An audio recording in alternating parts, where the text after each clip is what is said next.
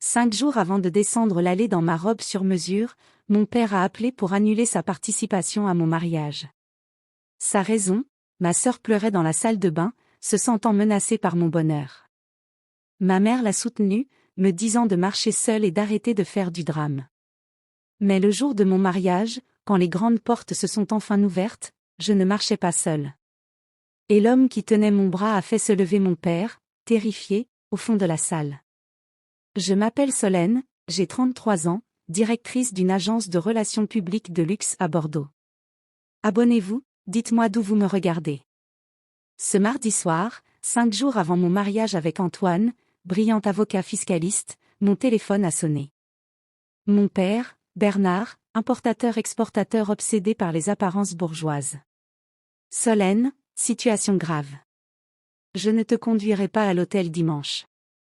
Ma sœur Camille, 30 ans, influenceuse ratée et enfant chérie de la famille, sanglotait en fond sonore. Elle se sent éclipsée par ton mariage extravagant, a expliqué mon père. Je dois rester auprès d'elle. Ma mère, Elisabeth, a pris le relais, exigeant que j'annule notre salle de réception au château pour organiser plutôt un barbecue dans le jardin de mon oncle, afin de ne pas humilier Camille. David, mon fiancé, et moi avions payé 150 000 € comptant pour ce mariage. Face à mon refus, mon père a menacé « Ta mère, ta sœur et moi viendrons habillés en noir, assis au dernier rang, pour que tu ressentes toute l'humiliation de marcher seul. » Puis il a raccroché. Antoine, sentant l'incohérence, a analysé la situation en avocat fiscaliste. Ton père adore les apparences. Pourquoi accepterait-il de porter le deuil devant ses relations d'affaires plutôt que de briller comme patriarche généreux? Il avait raison. Cette nuit-là, un message est arrivé. Karim, le mari brillant et fortuné de Camille, capital risqueur. Solène, on doit se voir. Seul. Quelque chose ne colle pas. Le lendemain, Camille avait publié une photo dramatique sur les réseaux, se présentant comme victime de mon matérialisme.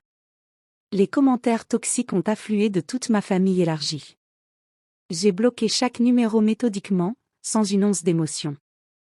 Au café, Karim m'a révélé que mes parents lui avaient raconté que David et moi étions criblés de dettes, sur le point de faire faillite à cause du mariage, suppliant secrètement de l'argent.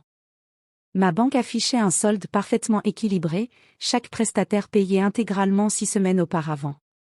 Karim, effondré, a alors avoué avoir viré 300 000 € à mon père 2 semaines plus tôt, convaincu de sauver ma dignité. Antoine, en creusant les registres financiers de l'entreprise de mon père, a découvert un réseau de sociétés écrans aux îles Caïmans, un détournement de 8 millions d'euros du fonds familial, et un contrôle fiscal imminent programmé 14 jours après mon mariage.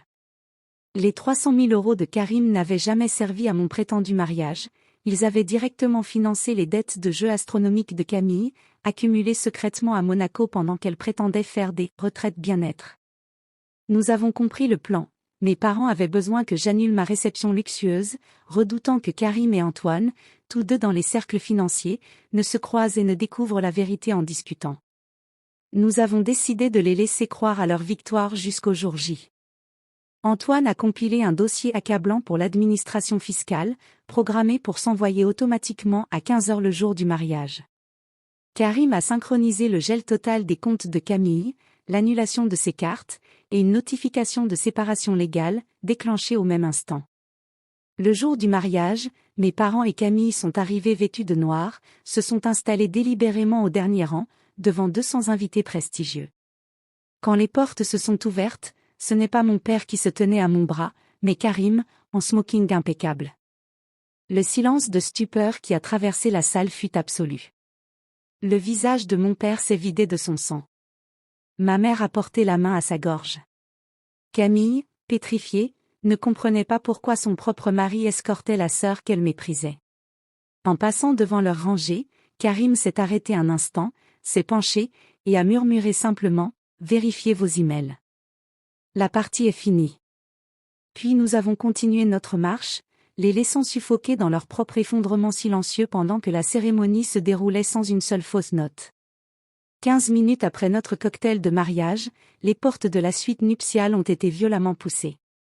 Camille, hystérique, hurlait que ses cartes étaient bloquées, son compte gelé, Un avis d'expulsion dans sa boîte mail. Mon père suppliait qu'on annule le signalement fiscal. Ma mère implorait ma pitié au nom du sang. Je les ai regardés, glaciales. Vous vouliez que je marche seul pour protéger vos secrets. Maintenant, gérez vos crimes fédéraux tout seuls. David et Karim sont entrés, flanquant mes côtés, achevant méthodiquement de leur expliquer l'ampleur légale de leur ruine, fraude électronique, blanchiment offshore, 15 ans de prison ferme pour mon père. 6 mois plus tard, mon père attend son procès sous bracelet électronique.